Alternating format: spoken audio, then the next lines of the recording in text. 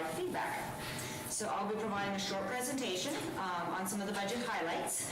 Staff are here to receive your comments on the budget, and we will allow time after the presentation for that. We're going through the guide to the budget 2020 document, so if you don't have a copy, there are some at the back. Mrs. Lowe has some. And so we'll be touching on the highlights of the proposed 2020 budget, so we won't discuss every page in the guide, but so let's get started. Because the first 4 pages provide information about the guide itself, we're going to jump straight over to page 5, which is this one. So page 5 provides a summary of how the city's budget is put together. So for a city, there are 5 main sources of funds available to the city.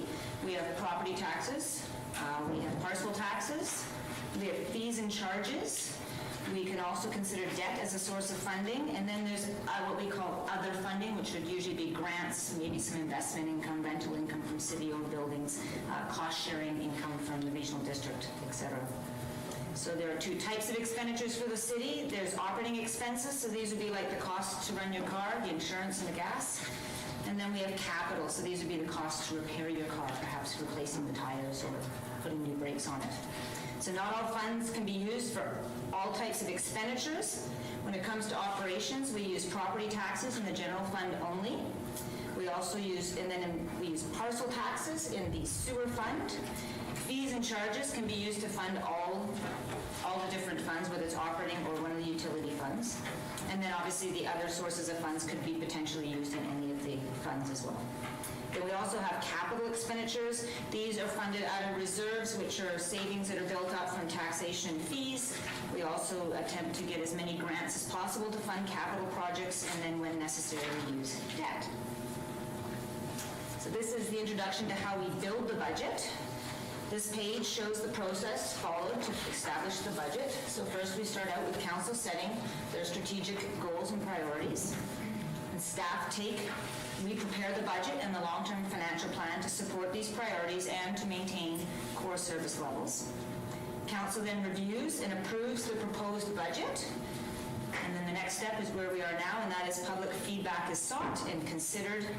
And once the public feedback process is finished, we will present that to council for their consideration, and then council will approve the final plan. So next we'll talk about some of the operating and capital initiatives, pages 8 to 11 in the guide, explain various operations and capital initiatives that impact the budget in 2020. So first we're going to start with page 8.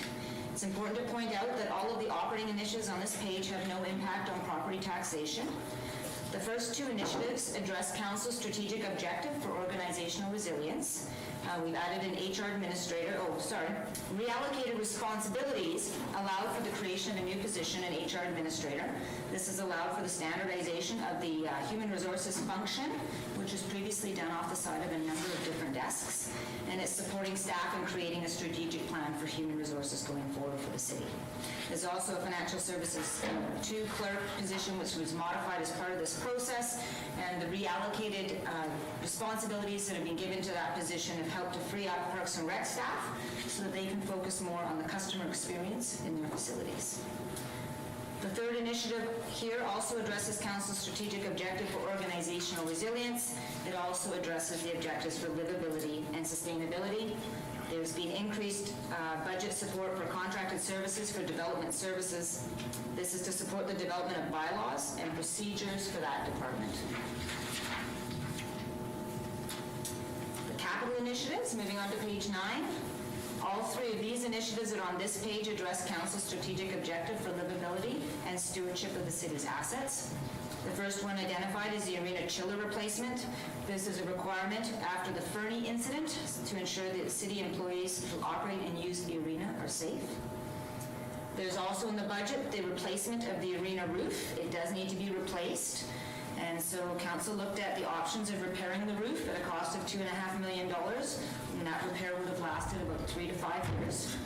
They also looked at the option of replacing the roof for $7.3 million, which will last 40 plus years.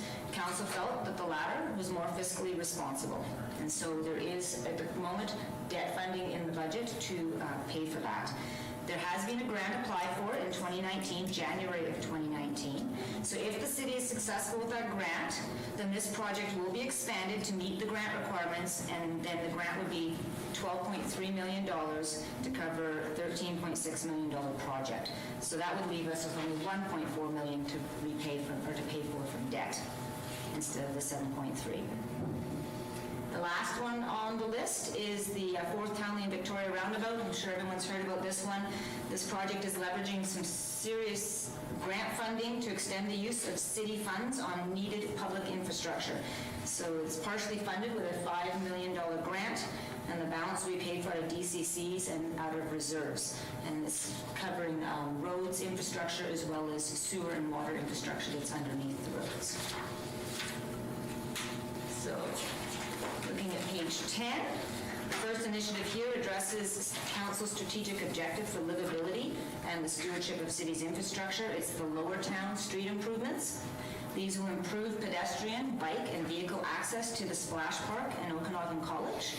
Okanagan College is excited about the upgrades, and the upgrades will support increased traffic to the Splash Park. It does include pavement, curb, sidewalk, streetlights, and the utilities that lie underneath the road, which is the water and sewer utilities. The other two projects up there address Council's strategic objectives for livability, sustainability, and stewardship of the city's infrastructure. The first one is the Official Community Plan Update, also referred to as the OCP. It's a comprehensive review and rewrite. It's the overriding document for land use, and it's created by the public and reflects their vision. Updates are to be done every 5 years, and our last update was in 2009. There is some grant money that's been obtained to cover some of those costs. And the last project on this list is the zoning bylaw update. It will be done in conjunction with the OCP update to bring zoning in line with the OCP. The current bylaw is out of date with current planning practices, and this update will help to correct that. On to page 11, and we're looking at the capital initiatives for the utility funds. There are 3 of them: the water fund, the sewer fund, and the Big Eddy fund. All of these projects address Council's strategic objective for the stewardship of the city's infrastructure. The water and sewer projects address the need to collect and analyze data about the city's existing infrastructure to establish life cycles and replacement costs. Council will then use this information to make decisions as part of the long-term financial planning process in the coming years. And then the Big Eddy Water Project is the completion of the system upgrades that were begun 3 years ago. Now we're going to skip over to page 13. The information on the top of this page shows the impact of the proposed property tax increase on the average home in Revelstoke, which is assessed at $495,000. It is a $101 increase in property taxes for the year. It also shows the approved increases in utility rates for 2020. That's $22 for water, if you have water, $33 for sewer, and $2 for garbage. So the total impact on the average home is $158 for the year, or approximately $13 a month. The information on the bottom half of the page shows the impact of the proposed property taxes and the approved utility fee increases for homes valued at 3 amounts. These do assume that each of these properties experienced a 10% increase in their assessed value from 2019, which is the average assessed value increase in 2019 for the city. So finally, the last page is just this provides information needed to provide your feedback on this proposed budget. We would like to hear from you. Please note the deadline for providing feedback is next Wednesday, March 4th at 4:30. And you can provide feedback via email or in writing by dropping it off at the front counter of City Hall, or you could try to rely on old-fashioned snail mail. And that's the end of my presentation. So if there's any comments from the public that you'd like to provide, you're welcome to come up to the podium and provide them. Anybody? Do they have to go to the podium? Could they just? It would be clearer to say, yeah. I have some comments, but I don't feel like going to the podium. I'll wait to the end. I will hand it over and have a seat. I actually do the public. Yeah. Come, join me. Can you just state your name? Oh, yes. State, please. Okay, Jenna Keenan. love to see some sidewalks in front of schools. It's been something that's been needed for years and years, and I just think it's probably time that it finally happens. Just the amount of snow we get here is ridiculous. It's totally unsafe to walk our children to school. And yeah, that's my request. Thank you very much.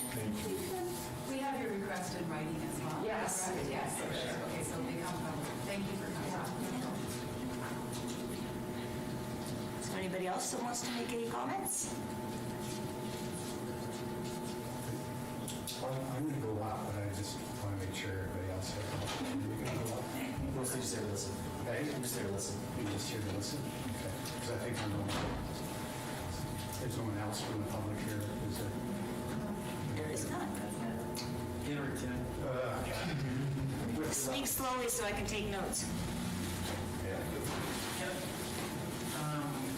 Question? Yep. Just sort of procedure. Yes. What's it say, March 4th? March 4th, yes. So that's all coming across following Yes, meeting, then, yes, understand? that's correct. Yes. Director Hines will compile everything and responses for council's We gotta consideration. read Yeah. through all that, and then ask questions related to the questions of staff. And that would be We will actually probably provide. Someone's authorized? Yes, I believe so, yes. The speaker is on, so. Thank you, Your Worship, Council, for this opportunity. I'll say that it's with quite a bit of reluctance that I'm up here.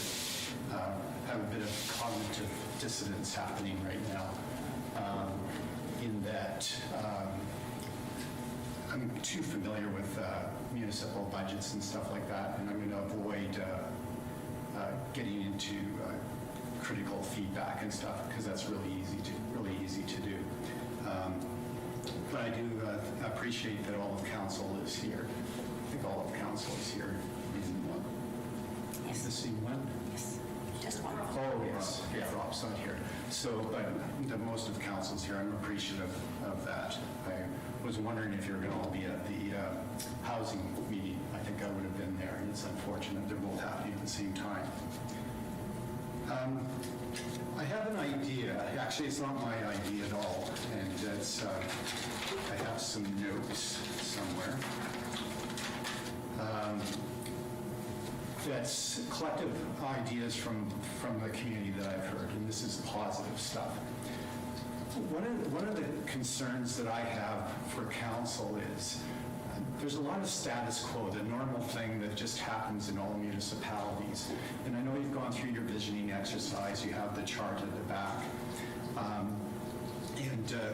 A lot of the stuff has been force fit. That's what staff does. We force fit things in to make it fit to those kind of vision statements. And yet, really, I think there's this huge opportunity for this council to really make a difference in the community. I think we're ready for a legacy project. Our last big legacy project, from my perspective anyways, was the Performing Arts Center. And that was something that the community really came behind with the high school and the elementary school. And it's something that we really value today. Prior to that, it's probably the swimming pool. And I understand that that was very controversial at the time. It went down to a referendum, was very close. Council made the brave decision to push ahead with that.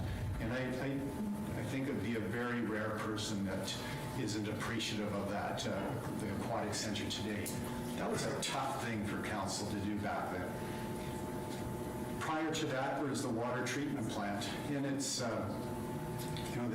that was a big fight. It was a state-of-the-art. You had the fortunate incident of having Giardia in here that forced it, so you got better buy-in. And at the time, that's going back a long time ago, it was championed through the province.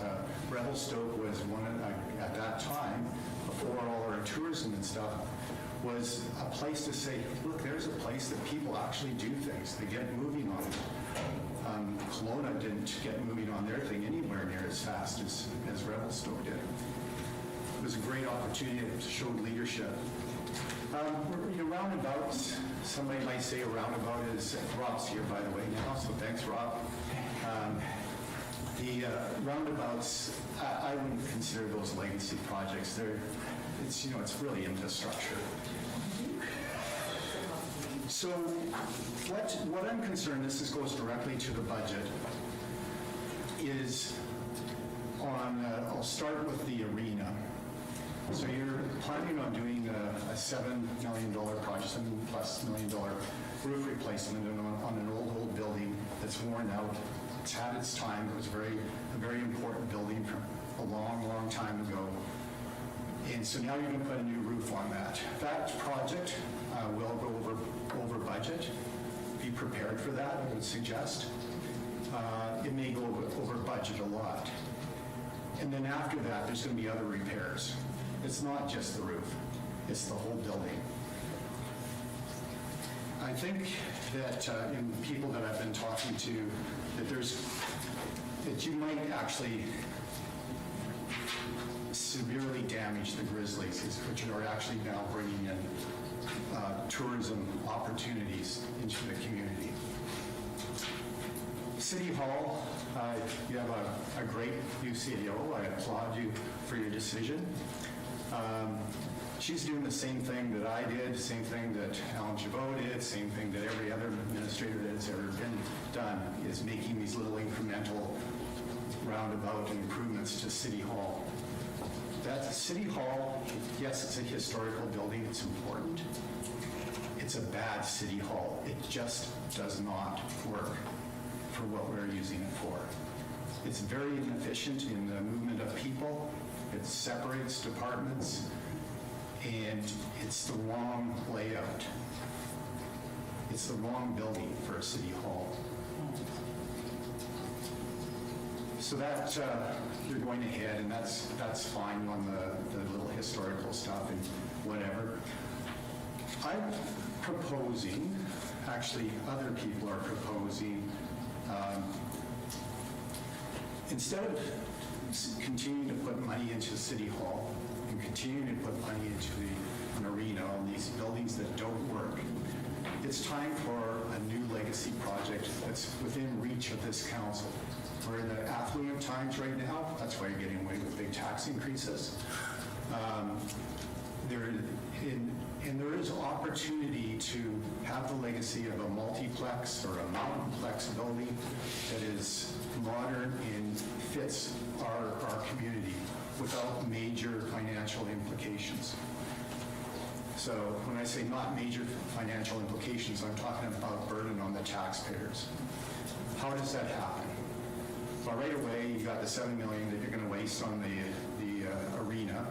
It's going to go over budget. It's going to be over $10 million. I'd be surprised if it's under $12 million when you're finished. There's going to be other repairs that are on there. You're going to still have this old building that's not efficient in energy use. You're going to continue to have high operational costs. City Hall, hopefully we have Dawn here for a long time, but you'll get another CEO, and they're going to renovate that thing again inside. It's going to happen again. Our previous director of finance, that was one of the things he was super conservative. Talking Graham here, he's super conservative, tight on money, but he said over and over again, we got to get rid of this building.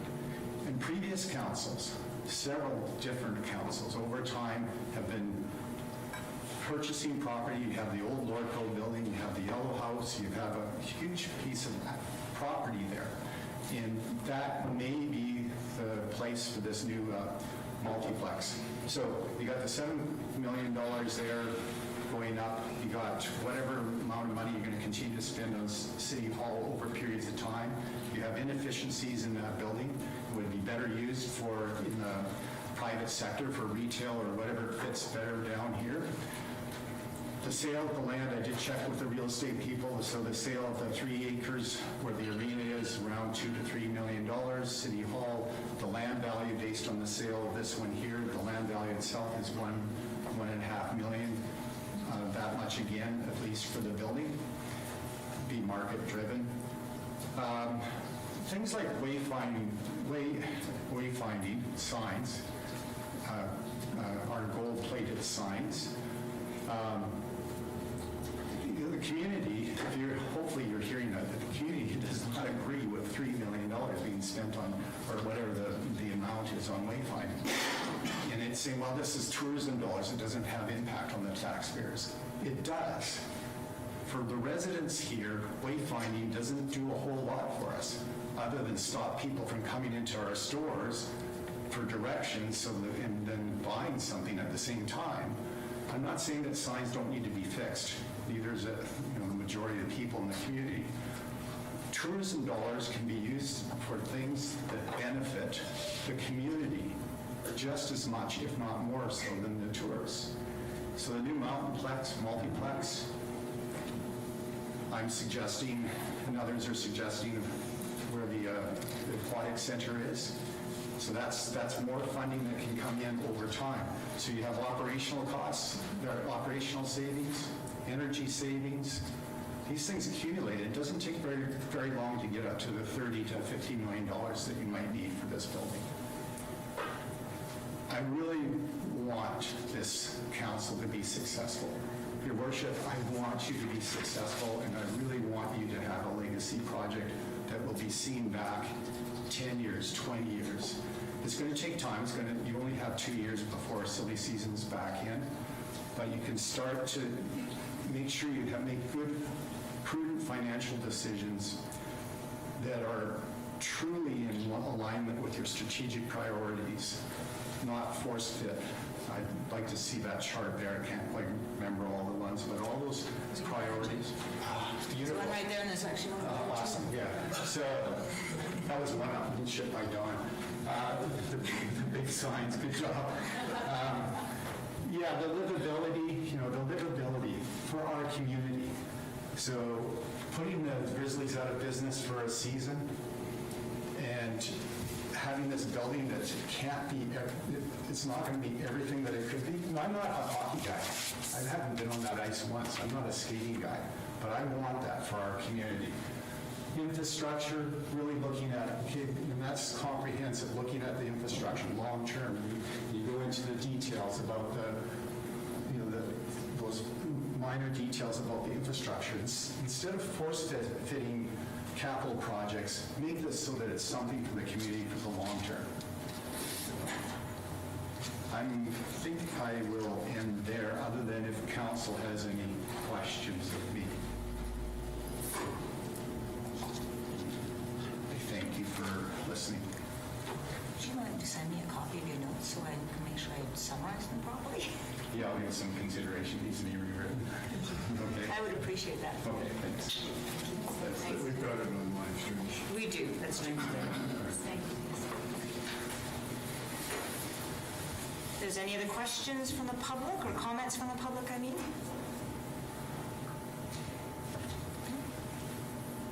If there's no other comments, then we can end this meeting.